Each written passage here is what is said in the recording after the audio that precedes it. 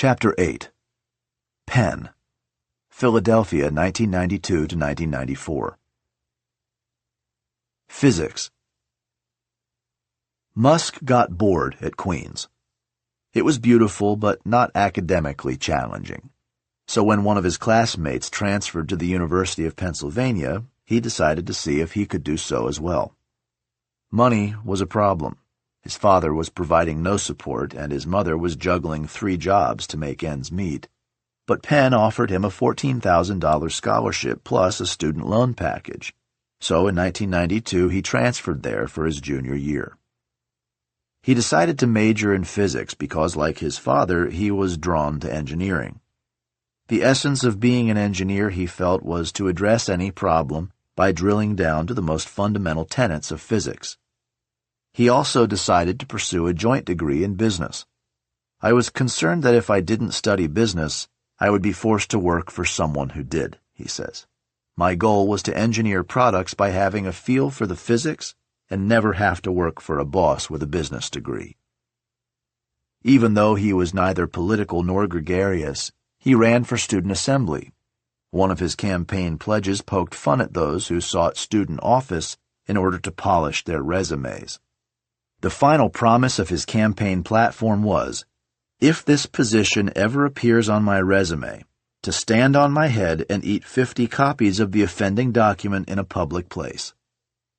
Fortunately, he lost, which saved him from falling in with the student government types, a world for which he was temperamentally unsuited. Instead, he fit comfortably into a crowd of geeks who liked making clever jokes involving scientific forces, playing Dungeons and Dragons, binging on video games, and writing computer code. His closest friend in this crowd was Robin Wren, who had won a physics Olympiad in his native China before coming to Penn. He was the only person better than me at physics, Musk says. They became partners in the physics lab where they performed experiments such as measuring the gravitational forces between metal balls hanging on delicate strands. They also studied how various materials change at extreme temperatures. At the end of one set of experiments, Musk took erasers from the ends of pencils, dropped them into a jar of super cold liquid, then smashed them on the floor. He developed an interest in knowing and being able to visualize the properties of materials and alloys at different temperatures. Wren recalls that Musk focused on the 3 areas that would shape his career. Whether he was calibrating the force of gravity or analyzing the properties of, he would discuss with Wren how the laws of physics applied to building rockets. He kept talking about making a rocket that could go to Mars, Wren recalls. Of course, I didn't pay much attention because I thought he was fantasizing. Musk also focused on electric cars. He and Wren would grab lunch from one of the food trucks and sit on the campus lawn, where Musk would read academic papers on batteries. California had just passed a requirement mandating that 10% of vehicles by 2003 had to be electric. I want to go make that happen, Musk said. Musk also became convinced that solar power, which in 1994 was just taking off, was the best path towards sustainable energy. His senior paper was titled The Importance of Being Solar. He was motivated not just by the dangers of climate change, but also by the fact that fossil fuel reserves would start to dwindle.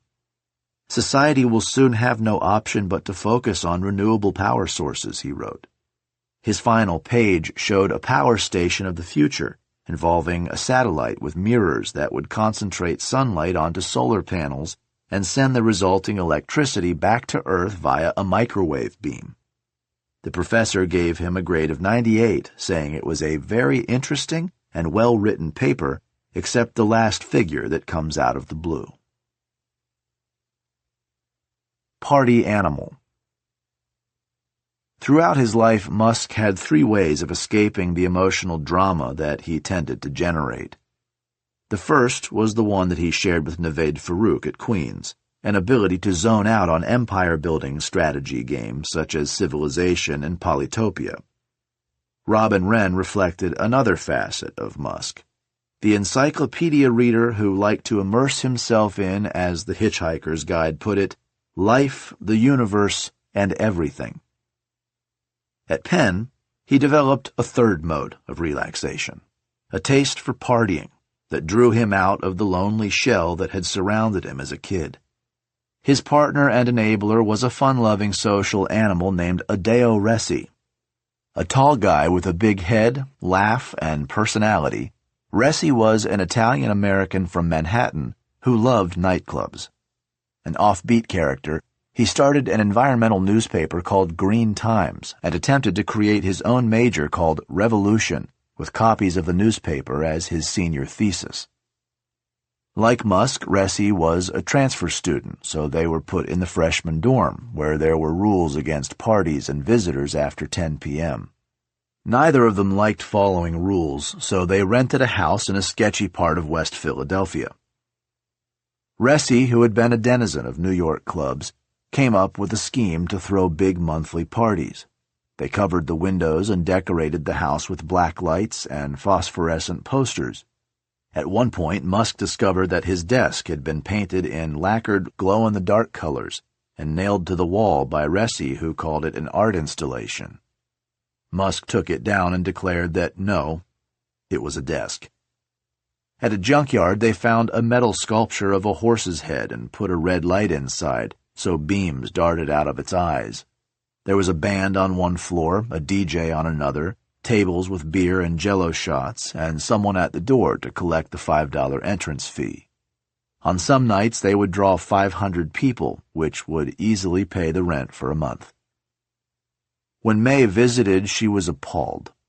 I filled 8 garbage bags and swept the place, and I thought they would be grateful, she says, but they didn't even notice. At their party that night, they stationed her in Elon's bedroom near the front door to check coats and guard the money. She kept a pair of scissors in her hand, which she thought she could use on anyone who tried to steal the cash box, and she moved Elon's mattress next to one of the exterior walls. The house was shaking and bouncing so much from the music that I thought a ceiling might collapse, so I figured if I was at the edge, I'd be safer. Although Elon loved the vibe of the parties, he never got fully immersed in them. I was stone-cold sober at the time, he says. Adeo would get wasted. I'd be banging on his door and say, like, "Dude, you've got to come up and manage the party." I ended up being the one who had to keep an eye on things. Ressi later marveled that Musk usually seemed a bit detached. He enjoyed being around a party, but not fully in it. The only thing he binged on was video games. Despite all of their partying, he understood that Musk was fundamentally alienated and withdrawn, like an observer from a different planet trying to learn the motions of sociability. "I wish Elon knew how to be a little happier," he says.